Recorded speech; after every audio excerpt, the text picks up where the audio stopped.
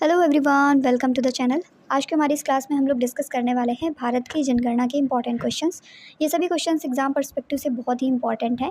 जो भारत की रिसेंट जनगणना है वो 15वीं जनगणना है, 2011 में आयोजित हुई थी। इससे रिलेटेड जितने भी इंपॉर्टेंट फैक्ट्स हैं, जितने भी क्वेश्चंस बन सकते हैं, उन सभी को इस क्लास में डिस्कस करेंगे। स्टार्ट करते हैं अपने फर्स्ट क्वेश्चन से। भारत में जनगणना कार्य 2 चरणों में आयोजित किए जाते हैं। ये 2 चरण कौन कौन से हैं? तो 2 फेजेस हैं। एक तो मकान सूचीकरण और दूसरा होता है आवास जनगणना। तो भारत में जनगणना का कार्य जो है ये 2 चरणों में आयोजित किया जाता है और डिफरेंट टाइप के सर्वे होते हैं, जैसे गृह सर्वेक्षण और कृषि जनगणना, शहरी जनगणना और ग्रामीण जनगणना, गृह सूचीकरण और आवास जनगणना, जनसंख्या गणना, प्रारंभिक और अंतिम गणना। इस तरीके के सर्वेक्षणों के द्वारा भारत में जनगणना का कार्य संपन्न किया जाता है। 2011 की जनगणना के अनुसार भारत में कुल साक्षरता दर कितनी दर्ज की गई थी? तो भारत में कुल साक्षरता दर दर्ज की गई थी 74.04%। ऑप्शन नंबर बी हमारा करेक्ट है।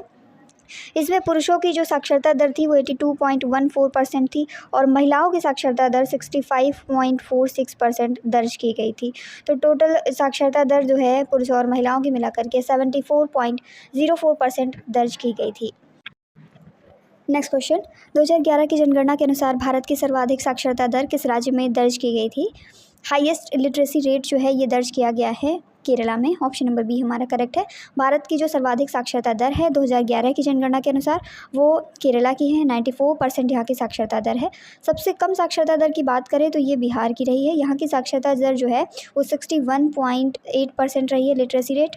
और पुरुष और महिला साक्षरता की बात करें तो केरल में पुरुष और महिला दोनों की साक्षरता दर सबसे अधिक है राज्यों में।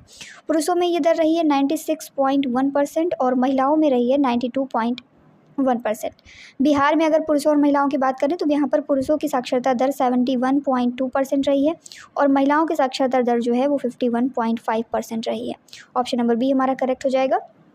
नेक्स्ट क्वेश्चन, भारत में न्यूनतम साक्षरता दर जो है किस राज्य में दर्ज की गई है? न्यूनतम साक्षरता दर हमें बिहार में देखने को मिली है, जिसमें पुरुषों की साक्षरता दर जो है 71.2%, वहीं महिलाओं की साक्षरता दर 51.5% थी। टोटल यहाँ की साक्षरता दर जो है वो 61.8% थी। तो न्यूनतम साक्षरता दर हमारे बिहार राज्य में देखने को मिली है। भारत की जनगणना 2011 के अनुसार किस राज्य या केंद्र शासित प्रदेश में ग्रामीण क्षेत्रों में सबसे अधिक लिंगानुपात है? According to the census of 2011, which of the following state और union territory has the highest sex ratio in the rural areas? तो सबसे ज़्यादा हमें जो लिंगानुपात है ग्रामीण क्षेत्रों में वो केरला में देखने को मिला है। केरल में जो ग्रामीण लिंगानुपात है वो 1047 है। इसका मतलब ये हुआ कि प्रति 1000 पुरुषों में 1047 महिलाएं थी वहाँ पर। नेक्स्ट क्वेश्चन, 2011 की जनगणना के अनुसार भारत का कौन सा राज्य या केंद्र शासित प्रदेश पुरुष और महिला साक्षरता दर दोनों में प्रथम स्थान पर है? तो male and female literacy rate की अगर बात करें तो केरला फर्स्ट पर है। यहाँ पर जो पुरुषों की साक्षरता दर है वो 96.11% है, जबकि अगर महिलाओं की साक्षरता दर की बात करें तो 92.07% है। 2011 की जनगणना के अनुसार भारत का कौन सा राज्य शहरी जनसंख्या प्रतिशत में सबसे अधिक है? तो highest percentage of urban population हमें गोवा में देखने को मिली है। गोवा में शहरी जनसंख्या प्रतिशत सबसे अधिक है, जिसकी जो 62.17% आबादी है वो शहरों में रहती है। हम सभी जानते हैं कि भारत की ज़्यादातर आबादी हमें गाँव में देखने को मिलती है, लेकिन गोवा एक ऐसा राज्य है जहाँ पर हमें ज़्यादातर जनसंख्या जो है शहरों में देखने को मिलती है। महाराष्ट्र की अगर बात करें तो महाराष्ट्र में 5.058 करोड़ से अधिक जनसंख्या शहरों में निवास करती है। उत्तर प्रदेश की 4.44 करोड़, तमिलनाडु की 3.49 करोड़ और केंद्र शासित प्रदेशों में दिल्ली में 97.5%, चंडीगढ़ में 97.25% जो है शहरीकरण में सबसे आगे थे। तो ऑप्शन नंबर सी हमारा करेक्ट है। राज्यों की अगर बात करें तो गोवा की जो जनसंख्या है वो शहरी जनसंख्या प्रतिशत में सबसे अधिक है। किस केंद्र शासित प्रदेश में पुरुष साक्षरता दर सबसे अधिक है? तो पुरुष साक्षरता दर में लक्षद्वीप में सबसे अधिक देखने को मिली है। यहाँ केंद्र शासित प्रदेशों की बात हो रही है। अगर राज्यों और केंद्र शासित प्रदेशों को मिला करके कहा जाए तो केरला में सबसे अधिक है। केंद्र शासित प्रदेशों में लक्षद्वीप में पुरुष साक्षरता दर जो है सबसे अधिक देखने को मिली है। यहाँ पर 82.14% जो मेल हैं वो लिटरेट है, लिटरेसी रेट है ये। और महिलाओं की अगर बात करें तो 65.46% महिलाएँ जो हैं वो लिटरेट हैं। 3 टॉप स्टेट्स और जो यूनियन टेरिटरीज़ हैं उनमें से केरला सबसे नंबर 1 पर आता है 94% लिटरेसी के साथ में। सेकंड पे लक्षद्वीप है 91.8% और मिज़ोरम थर्ड पे आता है 91.3%। ये जो डेटा है ये स्टेट्स एंड यूनियन टेरिटरीज सभी को मिला करके किया गया है। ऑप्शन नंबर बी हमारा करेक्ट है। लक्षद्वीप की जो पुरुष साक्षरता दर है वो केंद्र शासित प्रदेशों में सबसे अधिक है। जनगणना 2011 के अनुसार किस राज्य में जनसंख्या घनत्व जो है भारत में सबसे कम है? तो सबसे कम पॉपुलेशन डेंसिटी हमें अरुणाचल प्रदेश में देखने को मिलती है। इसका जनसंख्या घनत्व जो है 17 व्यक्ति प्रति वर्ग किलोमीटर के दायरे में हमें देखने को मिलते हैं। यहाँ पर हर एक वर्ग किलोमीटर के रेंज में केवल 17 व्यक्ति हैं। और सेकंड पे आता है मिजोरम, जहाँ पर 52 व्यक्ति मिलेंगे प्रति वर्ग किलोमीटर रेंज में। सिक्किम में इसके बाद 86 व्यक्ति प्रति वर्ग किलोमीटर देखने को मिलते हैं। सिक्किम जो है थर्ड पे है। किस केंद्र शासित प्रदेश का लिंगानुपात सबसे कम दर्ज किया गया था? तो सबसे कम दमन और दीव का लिंगानुपात दर्ज किया गया था। यहाँ पर 618 लिंगानुपात है। इसका मतलब ये हुआ कि प्रति 1000 पुरुषों में सिर्फ 618 महिलाएं। स्वतंत्र भारत की पहली जनगणना 1951 में हुई थी। उस समय जनगणना आयुक्त कौन थे? Census commissioner at that time. उस समय जनगणना आयुक्त थे RA गोपाल स्वामी। स्वतंत्र भारत की पहली जनगणना हुई थी 1951 में और उस समय जनगणना आयुक्त थे RA गोपाल स्वामी। भारत में पुरुष और महिला साक्षरता दर के बीच में अंतर पूछा जा रहा है। तो अगर हमें पुरुष और महिला साक्षरता की जानकारी है तो उनके बीच में अंतर हम लोग फाइंड आउट कर लेंगे। पुरुषों की साक्षरता दर जो है वो 82.14% है। वहीं महिलाओं की जो साक्षरता दर है वो 65.46% है। इनको आप अगर इनके बीच का डिफरेंस निकालेंगे तो ये निकल के आता है 16.68%। ठीक है, तो यहाँ पर महिलाओं और पुरुषों के बीच में जो साक्षरता दर है उसका अंतर है 16.68%। भारत की जनगणना 2011 के अनुसार भारत में अनुसूचित जातियों की जनसंख्या का प्रतिशत कितना है? तो अनुसूचित जनजातियों का डेटा है 8.6%। वहीं अगर अनुसूचित जातियों की बात करें तो ये है 16.6%। इनकी कुल संख्या है 20,13,78,086। और वहीं पर अगर अनुसूचित जनजातियों की बात करें तो इनकी संख्या है 10,42,81,034। भारत का लिंगानुपात कितना है? 2011 की जनगणना के अनुसार भारत का लिंगानुपात है प्रति 1000 पुरुषों पर 943 महिलाएं। ऑप्शन नंबर ए हमारा करेक्ट है। ये 2001 की जनगणना में दर्ज किए गए 933 से 10 अंक अधिक है। यानी 2001 की जो जनगणना थी उसमें प्रति 1000 पुरुषों में 933 महिलाएं थी और ये 2011 में 943 पर दर्ज किया गया है। 2001 से 11 के बीच भारत की जनसंख्या में वार्षिक वृद्धि दर कितनी है? तो वार्षिक वृद्धि दर देखने को मिली है 1.64% की। 2011 की जनगणना के अनुसार भारत के किस राज्य ने जनसंख्या में सबसे अधिक वृद्धि प्रतिशत दर्ज किया है? तो सबसे अधिक वृद्धि प्रतिशत जो है दर्ज किया गया मेघालय में। 2011 की जनगणना के अनुसार भारत में जनसंख्या में सबसे ज़्यादा वृद्धि प्रतिशत जो है मेघालय राज्य ने दर्ज किया है। इसकी जो दशकीय वृद्धि है ये 27.9% थी। दशकीय वृद्धि का मतलब हुआ प्रति 10 वर्ष में जो डेटा दिया जाता है उसके अकॉर्डिंग। और अगर वहीं बात करें केंद्र शासित प्रदेशों की यानी यूनियन टेरिटरीज़ की, तो दादरा और नगर हवेली की जो दशकीय वृद्धि दर है वो 55.88% थी, जो सभी राज्यों और केंद्र शासित प्रदेशों में सबसे अधिक थी। नेक्स्ट क्वेश्चन, किस राज्य में ग्रामीण और शहरी दोनों क्षेत्रों में सबसे कम बाल लिंगानुपात है? तो सबसे कम बाल लिंगानुपात है child sex ratio rural and urban areas दोनों की अगर बात करें तो हरियाणा में देखने को मिलता है। भारत में बाल लिंगानुपात को एक मानव जनसंख्या में 0 से 6 वर्ष के जो आयु के प्रति 1000 पुरुषों और महिलाओं की संख्या के रूप में परिभाषित किया गया है। तो हरियाणा का बाल लिंगानुपात जो है 834 है। इसका अर्थ ये हुआ कि 0 से 6 वर्ष की उम्र के जो बच्चे हैं उसमें 834 बच्चियां हैं 1000 बच्चों में, लड़कों में। भारतीय जनगणना 2011 के अनुसार किस भारतीय राज्य में ऋणात्मक जनसंख्या वृद्धि दर दर्ज की गई है? नेगेटिव पॉपुलेशन ग्रोथ रेट हमें देखने को मिला है नागालैंड में और ये कितना परसेंट रहा? तो यहाँ पर 0.58% का हमें नेगेटिव जो ग्रोथ है वो देखने को मिला है, माइनस में। मेघालय में जो है 27.9% की दशकीय वृद्धि के साथ सबसे अधिक जनसंख्या वृद्धि वाला राज्य बना है, जबकि नागालैंड जो है यहाँ पर हमें ऋणात्मक जनसंख्या वृद्धि दर देखने को मिली है। बिहार की अगर बात करें तो बिहार सेकंड पे रहा है 25.42% की वृद्धि के साथ, मेघालय इसमें फर्स्ट पर रहा है। जनगणना के अनुसार विश्व की कुल जनसंख्या भारत की भागीदारी कितनी है? 2011 की जो जनगणना हुई उसके अकॉर्डिंग पूरे विश्व की जनसंख्या में भारत की जनसंख्या जो है 17.5% है।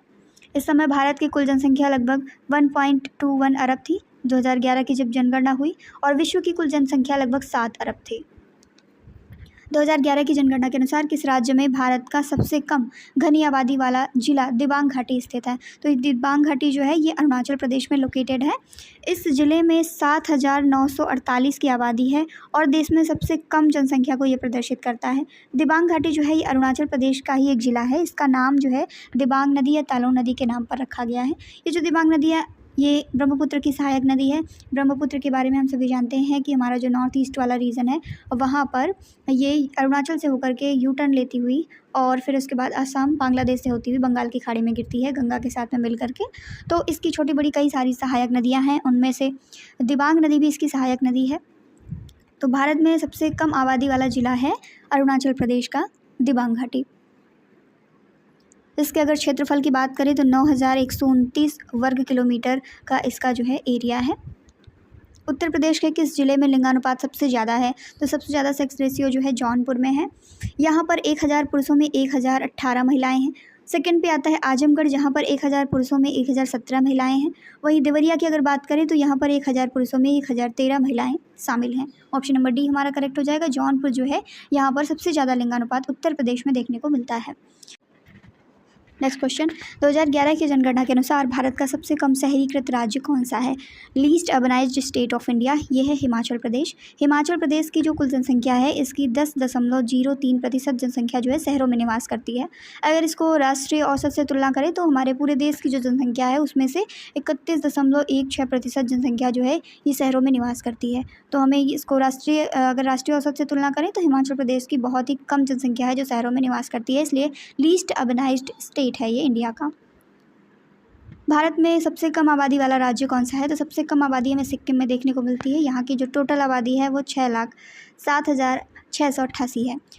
और मिज़ोरम जो है वो दूसरा सबसे कम आबादी वाला राज्य है। राज्य की जो जनगणना हुई थी 2011, इसके अकॉर्डिंग भारत में सबसे अधिक आबादी वाला राज्य है उत्तर प्रदेश। बाल लिंगानुपात प्रति 1,000 पुरुषों में कितनी स्त्रियाँ थीं? तो बाल लिंगानुपात की अगर बात करें तो 919 स्त्रियाँ थीं 1,000 पुरुषों में। 0 से 6 वर्ष की आयु वर्ग में महिलाओं और पुरुषों का जो अनुपात है उसे बाल लिंगानुपात के नाम से जाना जाता है। भारत का बाल लिंगानुपात 2001 की जनगणना में 927 था। 2011 की जनगणना में ये घट करके 919 हो गया है। हरियाणा में सबसे कम बाल लिंगानुपात देखने को मिला। यहाँ पर 834 लड़कियाँ हैं प्रति 1,000 लड़कों पर। 0 से 6 वर्ष की उम्र की बच्चों की यहाँ पर बात हो रही है। और अरुणाचल प्रदेश में ये लिंगानुपात सबसे अधिक देखने को मिला। यहाँ पर 972 बच्चियाँ हैं 1,000 छोटे बच्चों पर 0 से 6 वर्ष की उम्र के। 2011 की जनगणना के आंकड़ों के अनुसार किस केंद्र शासित प्रदेश में महिला जनसंख्या जो है वो पुरुष जनसंख्या से अधिक है? तो पुदुचेरी जो है ये हमारा केंद्र शासित प्रदेश है जहाँ पर महिला जनसंख्या पुरुष जनसंख्या से अधिक है। यहाँ पर 1,037 महिलाएं हैं प्रति 1,000 पुरुषों पर। 1962 में पुदुचेरी जो है पुदुचेरी केंद्र शासित प्रदेश बन गया था और भारत में विधानसभा गठित करने वाला पहला केंद्र शासित प्रदेश भी बना था। पुदुचेरी में 4 ज़िले हैं, चारों अलग अलग लोकेशन पर हैं। पुदुचेरी कराईकल ये तमिलनाडु के क्षेत्र में पड़ता है, यनम ये आंध्र प्रदेश के लोकेशन में है और माहे जो है ये केरला में पड़ता है और भारत का सबसे छोटा ज़िला भी माहे ही है। 2011 की जनगणना के अनुसार भारत का दूसरा सबसे बड़ा धार्मिक अल्पसंख्यक कौन सा है? तो ईसाई जो है ये रिलीजन जो है ये माइनॉरिटी में है। इंडिया में सेकंड लार्जेस्ट रिलीजियस है माइनॉरिटी का। भारत की जनगणना देश के विभिन्न धार्मिक समुदायों पर भी आंकड़े देती है। 2011 की जो जनगणना हुई इसके आधार पर ईसाई जो है वो भारत में मुस्लिम के बाद में दूसरा सबसे बड़ा धार्मिक अल्पसंख्यक समूह है। इस्लाम जो है भारत में प्रमुख धर्मों में से एक है और मुसलमान जो हैं वो देश की आबादी का एक महत्वपूर्ण हिस्सा हैं। क्षेत्रफल की दृष्टि से भारत का सबसे छोटा केंद्र शासित प्रदेश कौन सा है? In terms of area which is the smallest union territory of India, तो स्मॉलेस्ट है इसमें से लक्षद्वीप। क्षेत्रफल की दृष्टि से अगर बात करें तो लक्षद्वीप जो है भारत का सबसे छोटा केंद्र शासित प्रदेश है। ये कई सारे छोटे छोटे द्वीपों में बटा हुआ है। इसका टोटल एरिया की अगर बात करें तो 32 वर्ग किलोमीटर का इसका टोटल एरिया है। वहीं क्षेत्रफल की दृष्टि से भारत का सबसे बड़ा केंद्र शासित प्रदेश जो है लद्दाख है। नेक्स्ट क्वेश्चन, 2011 की जनगणना के अनुसार किस राज्य में अधिकतम प्रति वर्ग किलोमीटर जनसंख्या घनत्व है? तो प्रति वर्ग किलोमीटर अधिकतम जनसंख्या घनत्व में झारखंड में देखने को मिलता है। झारखंड में 414 व्यक्ति रहते हैं प्रति वर्ग किलोमीटर में। और हमने भी डिस्कस किया था कि सबसे कम जनसंख्या घनत्व किस में है, तो अरुणाचल प्रदेश जो है यहाँ पर सबसे कम जनसंख्या घनत्व है, 17 व्यक्ति रहते हैं प्रति वर्ग किलोमीटर के रेंज में। गोवा में सेकंड नंबर पे है। गोवा में 394 व्यक्ति जो है प्रति वर्ग किलोमीटर की रेंज में रहते हैं। फर्स्ट पे झारखंड, सेकंड पे गोवा, थर्ड पे महाराष्ट्र एंड फोर्थ पे है गुजरात। 2011 की जनगणना के अनुसार भारत के किस राज्य में जनसंख्या में सबसे ज़्यादा वृद्धि प्रतिशत दर्ज किया गया है? तो ये दर्ज किया गया मेघालय में। 2011 की विश्वसनीयता के अनुसार भारत के सभी राज्यों में मेघालय जो है वो सबसे अधिक सदी की जनसंख्या वृद्धि दर्ज की गई थी इसमें, जो कि 27.8% थी।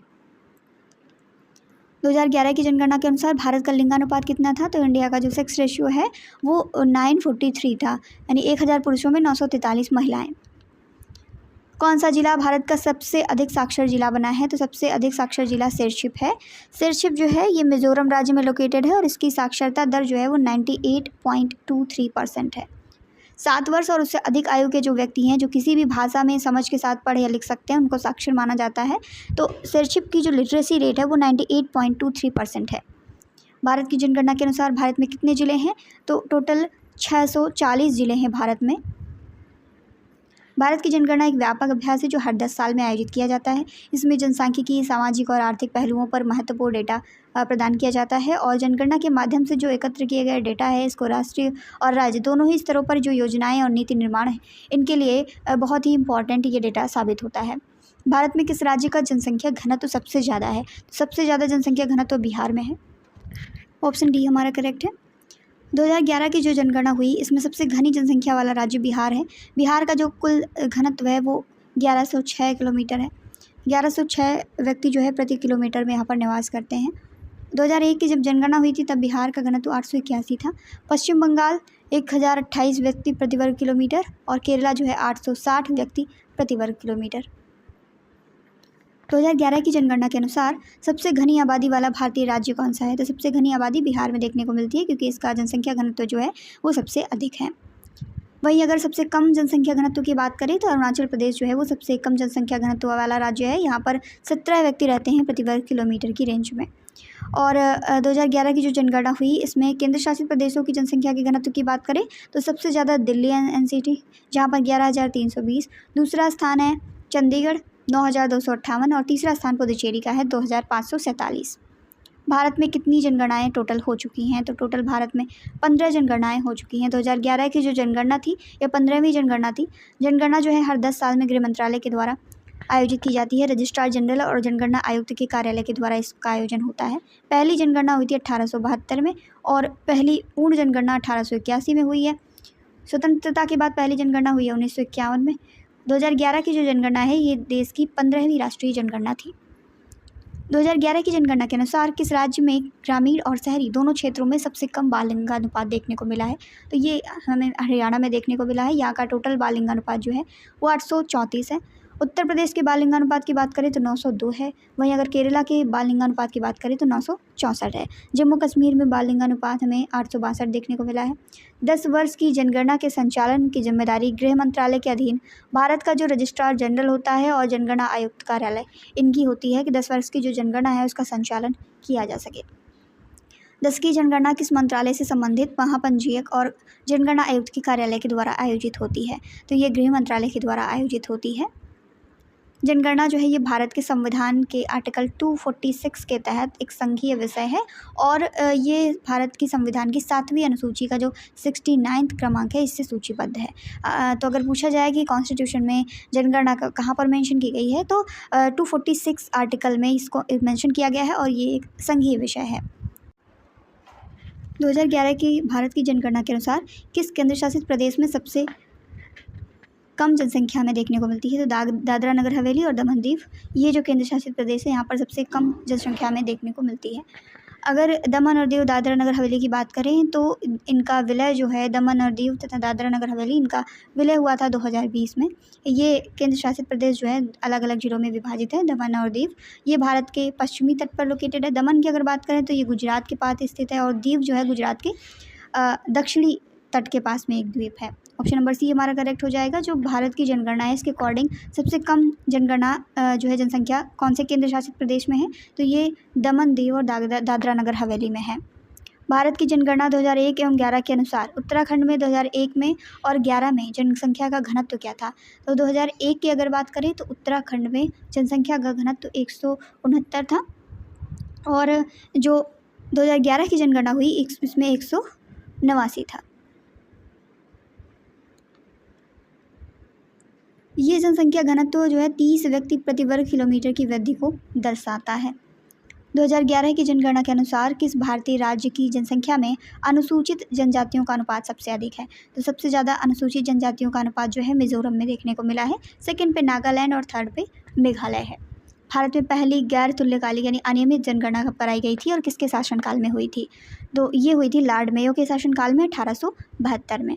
भारत में पहली बार अनियमित जनगणना हुई थी 1872 में। लॉर्ड मेयो के शासनकाल में इसको स्टार्ट किया गया था। पूरे देश में एक समान नहीं थी, इसलिए इसको गैर तुल्यकालिक कहा जाता है।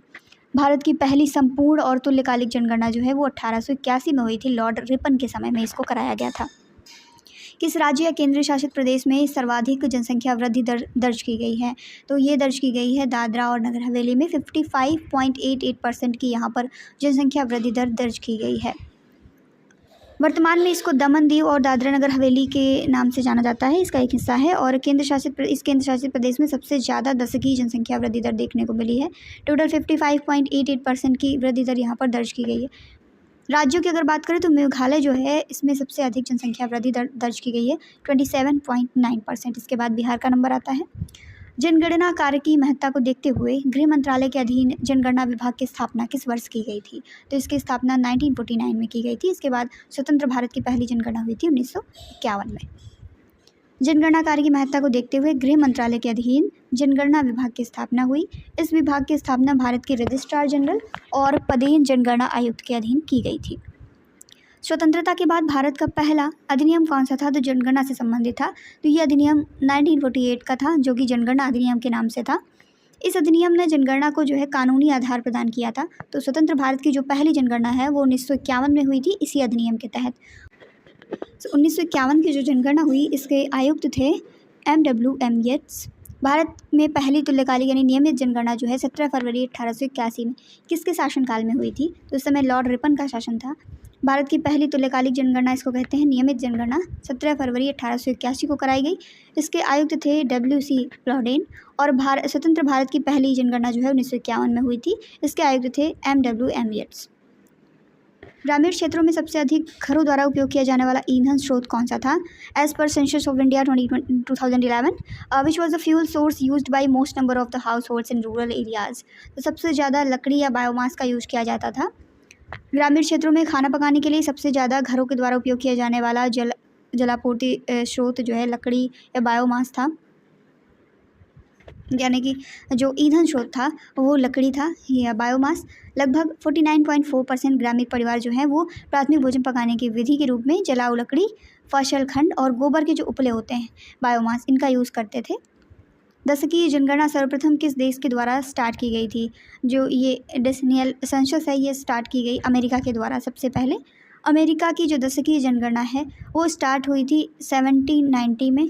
यूनाइटेड स्टेट्स ऑफ अमेरिका ने अपनी सेंसस स्टार्ट किया था 1790 में। भारत की जनगणना 2011 के अनुसार कौन सी भाषा जो है भारत में तीसरे स्थान पर सबसे अधिक बोली जाती है? तो सबसे अधिक बोली जाती है मराठी भाषा तीसरे स्थान पर। पहले नंबर पर हिंदी है जो 52.83 करोड़ लोगों के द्वारा बोली जाती है। दूसरे नंबर पर बंगाली है 9.72 करोड़ लोगों के द्वारा। तीसरे नंबर पर है मराठी जो 8.30 करोड़ लोगों के द्वारा बोली जाती है। भारत में ग्रामीण जनसंख्या का कुल प्रतिशत कितना है? तो भारत में टोटल 68.8% जो जनसंख्या है वो ग्रामीण क्षेत्रों में निवास करती है और 31.2% जनसंख्या जो है वो शहरों में निवास करती है। सर्वाधिक दशकीय जनसंख्या वृद्धि वाला केंद्र शासित प्रदेश कौन सा है?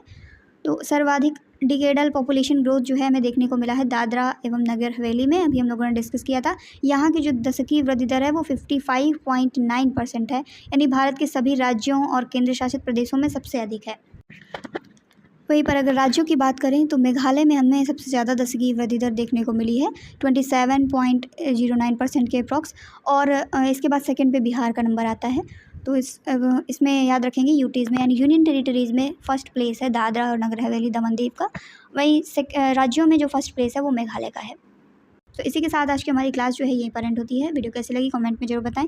अपने दोस्तों के साथ में इसे शेयर करें और अगर चैनल पर नए हैं तो सब्सक्राइब करके बेल आइकन को प्रेस कर लें ताकि जो भी इन्फॉर्मेटिव कंटेंट होता है उसकी नोटिफिकेशन सबसे पहले आपको मिल सके। Thank you.